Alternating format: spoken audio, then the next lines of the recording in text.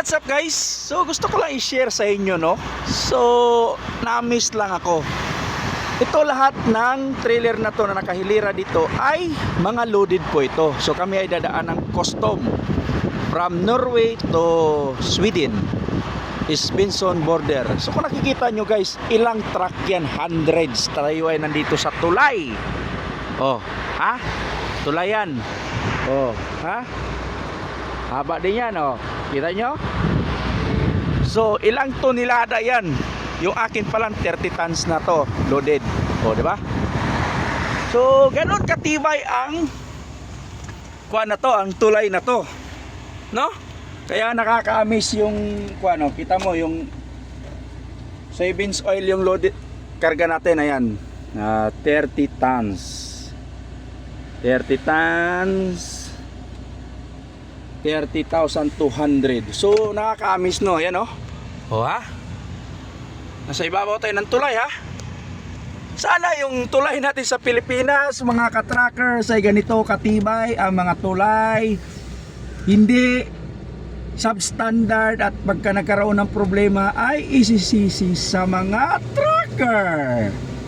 So sana, no, hopefully, no, balang araw mabaliktad yung ano, no, yung tingin nila sa mga truck, no, na yung bang napakahalaga ng isang truck. Kasi ako bilang isang truck driver, hindi ko talaga na feel na may malasakit ang gobyerno sa atin, no. Sa totoo lang, reality lang, ha. Hindi ko talaga na feel na may malasakit ang gobyerno sa mga truckers. Kasi isipin mo, hindi man lang sila nagbibigay ng mga truck parking sa mga expressway. What if kung galing pala ng Mindanao yung mga kuha na yan, mga truck na yan, di ba? Tapos doon inabot ng Antok, o di ba? So nakakalungkot isipin, mga katrakas, no, lalo na mga ilaw. Dito masiraan ka, halimbawa ilaw, tatanungin ka lang, may pamalit ka ba? Palitan mo. Kung wala, titikitan ka. Sa Pilipinas, kulira. Akin na yung license mo. Pag kinuha yung license mo, 100% matic. O, ipagpalagay natin 99.99%. Hindi naman siguro, ay nako, no? Hindi natin alam kung kailan mapundi ang mga ilaw na yan. Yan po, real talk po yan. Hindi natin alam kung kailan mapupundi ang ilaw ng sasakyan na yan o yung mga bulb na yan, no? So nakakalungkot lang isipin, mga katrackers, no, na talaga naman yan lang ay katotohanan talaga, na hindi ko talaga na feel yung malasakit ng gobyerno sa mga truckers, no? Bukod sa may truck ban na, may truck clean pa. So grabing ano talaga nila. So one day, no, na dumating, hopefully pag dumating ng araw na maging presidente yung idol natin ng Duterte, no. So hopefully, no, Vice President Inday Sara, hopefully someday magkaroon ng magandang touring sa mga truckers, no. Dahil kung wala ang mga truck, walang mga paninda sa mga palengke. Real talk po yan. Lahat ng mga supermarket, lahat ng mga establishment na kung anong merong pinagtitinda dyan, hindi po yan makakarating dyan sa mga establishment na yan kung wala po ang mga truckers. Lalo na yung mga diesel, gasolina nga ginagamit ng mga mayayaman na yan. Real talk po yan.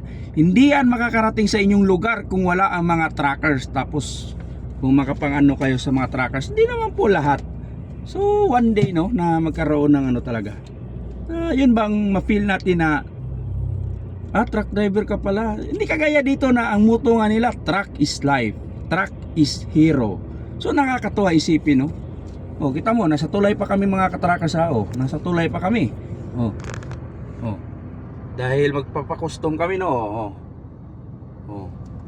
Dahil magpapakustom kami, kaya pila-pila po.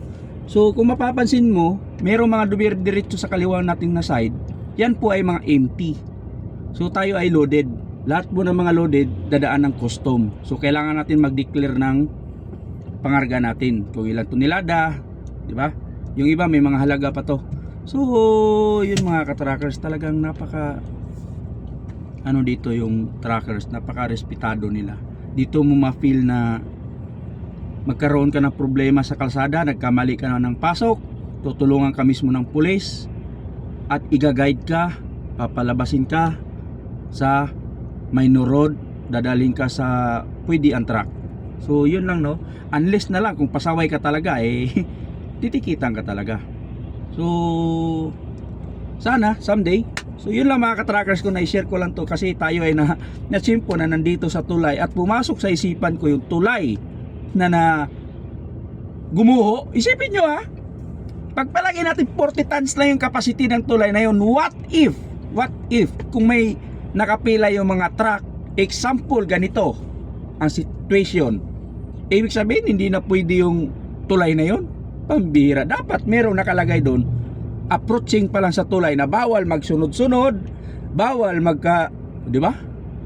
Nakuha niyo yung punto ko? O kagaya nito, sunod-sunod kami lahat. O siguro kung hindi ako nagkakamali, may more or less 60 trucks siguro tong nandito nakapatong sa tulay. O ipagpalagay na lang natin maximum ng mga karga nito 25 tons. Pagpalagay natin, kasi sa akin 30 tons may git. Imagine mo, pagpalagay natin yung 50, bawasan natin 50 siguro, pagpalagay natin 50 na lang. Mahaba din tong tulay na to 50 times 25,000. Di ba? Grabe yung capacity ng tulay na to. Ito yung legit na walang kurakot na tulay. So dito to sa border ng Switzerland, Sweden at Norway is Benson border. No? Napaganda. So tayo ay from Norway, papasok tayo ng border ng Sweden. Sa opposite direction naman ay from Sweden going to Benson, Norway. So yun mga ka-trackers, no? Ingat po tayo lagi sa bawat biyahe mga trackers, sa mga kapwa ko trackers. Ingat po tayo lagi sa bawat biyahe natin dahil habang tumatakbo tayo, yung kabilang paa natin nasa hukay, no? Yun lang mga ka-trackers, ingat po tayo lagi sa bawat biyahe natin.